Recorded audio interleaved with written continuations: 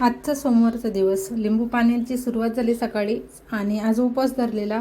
तर सोमवार होता आणि आलू बुखार, गुळाचा चहा ठेवलेला मस्त आलं घालून आणि त्याबरोबर चिप्स खाल्ले, बटाट्याचे चिप्स आणि हे. तर म्हणजे चहा वगैरे सोडताच येणार नाही, म्हणजे चहाला पकडूनच ठेवले असं बोलायला पाहिजे.